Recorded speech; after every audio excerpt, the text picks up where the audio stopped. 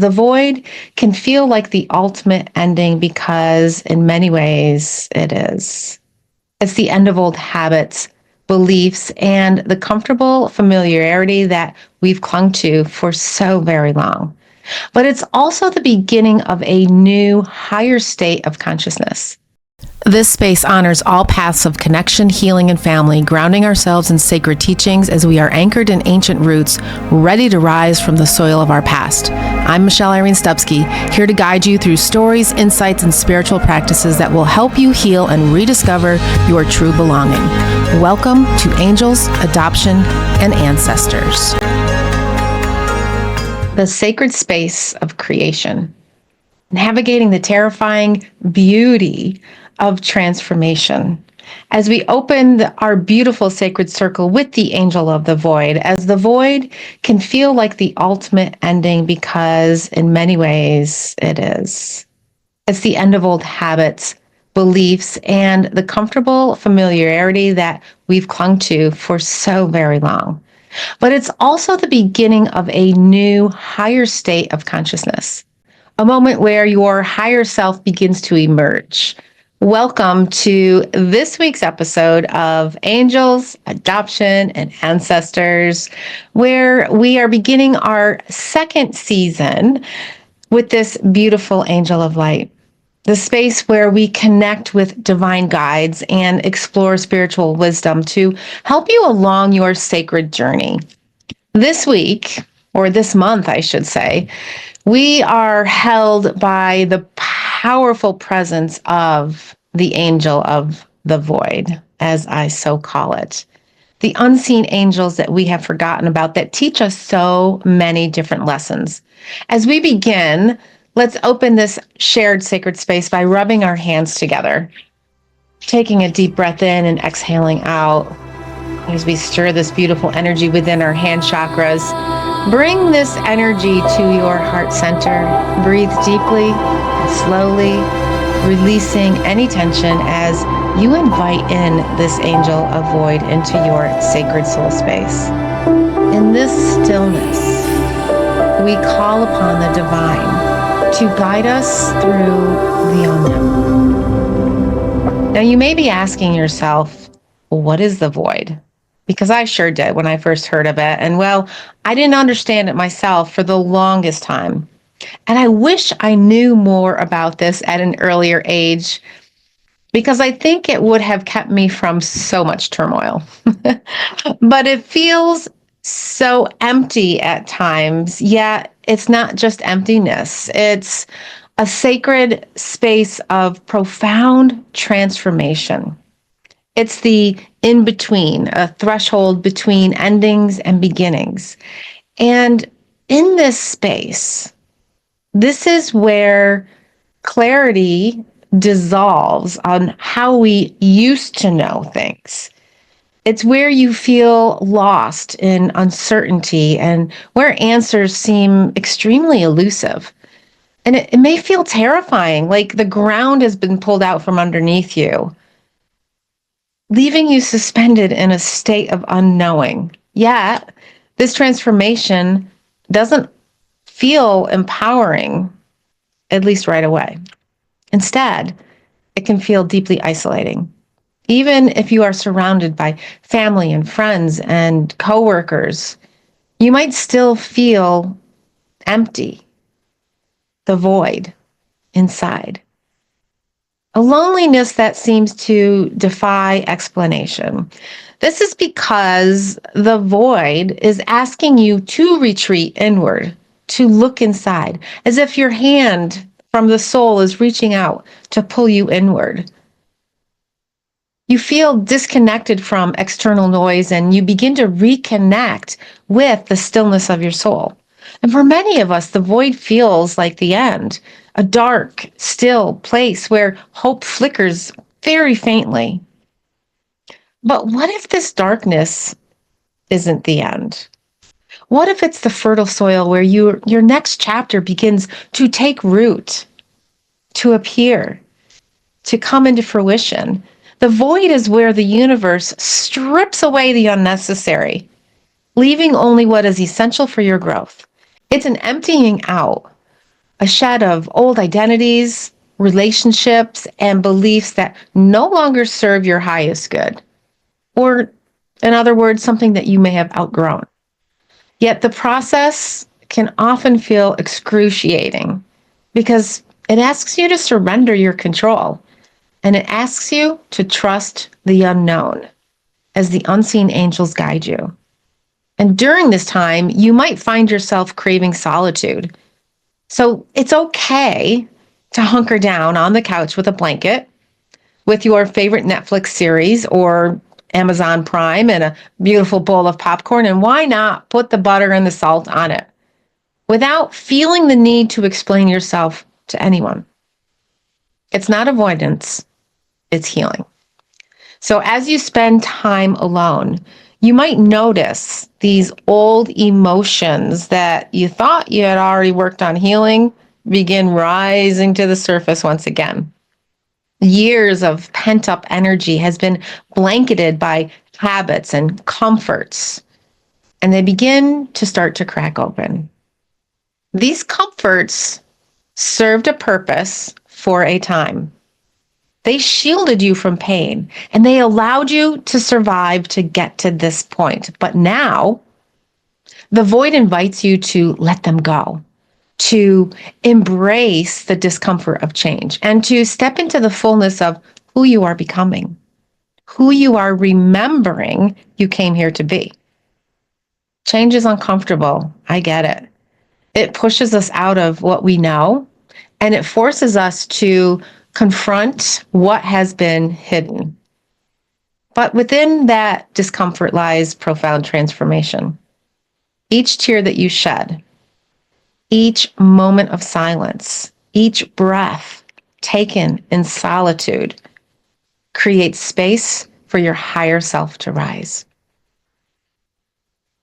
This retreat inward allows your mind, your body, and your soul to rest, while the angelic light council does the work for you. It's a necessary pause in life. It's a sacred act of self-care where you aren't performing or having to try to meet anyone else's expectations. In this stillness, in these moments, you can begin to truly know yourself in a new light. Why does the void feel so terrifying? Because we are creatures of certainty. So when the familiar falls away, we panic, creating stress and anxiety and depression. The void strips away the illusion of control that we think we have, as it's leaving us feeling untethered and extremely vulnerable. In the space of the void, we often feel abandoned by people and circumstances or even by divine guidance. This silence can feel deafening. Maybe it seems like we're utterly alone in our struggles, but nobody would understand. And then the ego begins to resist the void because it thrives on identity and structure and labels. And when these are removed, the ego flares up in fear, convincing us that we are nothing without them. As you move through the void, you may feel physical shifts within your body. And this sacred space of transition is not just emotional or spiritual, it's deeply physical, hence the exhaustion when it happens. And you might feel purely exhausted, as though every ounce of your energy has been drained from you, from your heart, from your head, your soul, from your muscles.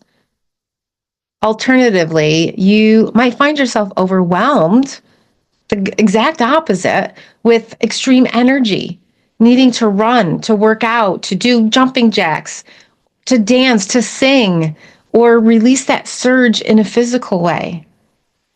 And some may notice that their bodies are manifesting pain or discomfort in places that it's never been before. This is often the result of holding on to emotions, experiences, or energies that no longer serve your highest good. If these energies are not released, they can manifest as illness, chronic pain, or even physical symptoms. This is where your body's way of calling attention to what needs to be let go, even if you're not really sure what it is. Emotionally, you might swing from one extreme to the other. You could feel deeply emotional and extremely sensitive, and you could begin crying at the smallest things. Or you might feel no emotion at all, a numbness as if you're walking around in a fog. This numbness that leaves you questioning everything in your life. Both experiences are valid. They're part of the void's wisdom. They are attempting to make their way in, to teach you to sit with what is without judgment, and to trust that the unfolding process is happening. The void can appear at any time, after a major life event, during a time of deep spiritual growth, or even after completing something that you're immensely proud of, something you dumped all your energy into, like a powerful work presentation or a creative project. The timing, it doesn't matter. As much as recognizing what's happening and allowing it to become a sacred spiritual practice, this moment of not knowing is your doorway. It's a doorway that is opening you up to clarity and new possibilities. It is the fertile ground where seeds of transformation have already been planted, and now they need nurturing. And while it might feel like nothing is happening, I'm here to tell you that you are being prepared for something more beautiful than you could currently imagine. But if you do not honor your body's need for rest during this time, you risk a lot. You risk burnout. You risk illness. Your soul is leading the way. If you don't make these changes and allow for this to happen, your immune system might begin to weaken, leaving you more vulnerable to colds or other health issues. This is why it's so crucial to embrace downtime, even when it feels counterproductive. Rest in this laziness. It's essential to your healing and growth. Allow the leaves to fall. Allow the petals of the flower to fall. Praise the quiet moments just as you celebrate the big victories in life. Love the stillness of the void. It's so much easier than resisting it. Even when it seems like nothing is happening, trust that the most profound shifts are taking place beneath the surface. You are not lost. You are not broken. You are being prepared for the next stage of your journey. It's your choice to take it or not. The void represents a blank canvas, but the vastness of possibility can feel overwhelming. The thoughts of, what if we fail? What if we're not ready for what comes next? This is where the angel of the void steps in. She's not here to rescue you from the darkness, but to walk with you through it, as she calls in more light beings from the angelic light council. This particular angel reminds us that in stillness, creation is happening. Think of the void as the womb of transformation. Just as life is nurtured in the darkness of the womb, your soul is being prepared and being called for something new in this existence. Find the courage to sit with the discomfort and uncertainty. Just be. Just be. Shed the old and make space for the new. Trust the divine timing of your growth. It's not a time to freak out, especially when it feels so painfully slow. This beautiful angel whispers to you, you are not lost. You are being recalibrated. Not long ago, I hit what felt like rock bottom again. And I say again because it happens again and again and again and again and again. Depression and anxiety, they gripped me, leaving me questioning everything again, questioning my purpose and my path and my worth. And it felt like everything I had worked so hard to build was crumbling around me again. I couldn't see a way forward. I wanted to give up, throw in the towel, quit. What I didn't realize at the time was that I was in the void again. It sneaks up on you. But it's important to remember that the breakdown that you experience while you are in this space is creating space for your next great breakthrough. I remember sitting in the stillness, tears that were streaming down my face, and they would not stop. As I asked the universe, why is this happening to me again? And the answer came softly, because you are ready. And that moment didn't immediately resolve my pain, let me tell you, but it shifted my perspective. I realized and I recognized and I remembered that the void wasn't a punishment. It was a preparation. I was being stripped of what no longer served me so that I could step into a more authentic version of myself. And while the void may feel like you're floating in abyss, it's actually a sacred space for renewal. So here's how to navigate it with grace. My advice is to stop trying to force clarity or direction. Don't try to figure it out. Instead, allow yourself to simply be. The answers will come when they're ready to and when you are ready to receive them. But know they are coming your way. Remember, the universe is always working behind the scenes, even when you can't fully see it, even when it doesn't even feel like they recognize you. Trust that the void is leading you exactly where you need to go. It is in that full trust that things begin to transpire. Call upon the angel of the void with the following invocation. And if you don't resonate with the word angel, that's okay. Or let's say the likelihood of their existence you don't believe in as well. Then simply omit the angel word because the message is the same. You can incorporate the universe, God, or whatever your higher power belief system is. But with this space of the void, take a deep breath in and exhale out. As we ask it to hold us in your gentle presence, as I navigate the unknown, help me release what no longer serves me and trust in the divine unfolding of my plan, my path. And may I find strength in stillness and courage in uncertainty. And so it is. Use this time to reconnect with your inner self. Meditate, journal, or simply sit in the silence. The void is where you will rediscover your light, where you will see that little spark. That's all you need. One little spark. So here's the soul whisper for you today. What part of your life may feel like it's in the void right now?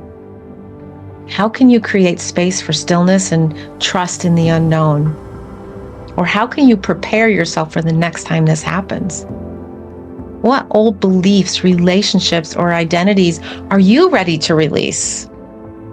Because if we can work on them before the void transpires, we may be able to avoid the void altogether. As we close this sacred gathering, let's rub our hands together one more time. Take a deep breath in, exhale out. As we release any lingering tension, know that you are being held by the divine arms of the angel of the void and the ever-present light of all the angel teams. This week, embrace the void as a sacred space for transformation. Trust that even in the darkness, you are being guided toward the light. Thank you so much for joining me again on this second season and on your beautiful spiritual journey. And remember that you are never alone. Your ancestors, your angels, and the Divine Mother are always, always with you. They're offering guidance and love anytime you need it. If this episode resonates with you, then go ahead and visit michelleirene.com for free resources, programs, products, and tools to deepen your spiritual journey. Start a spiritual practice today, and if you already have one, do something new to spark new light.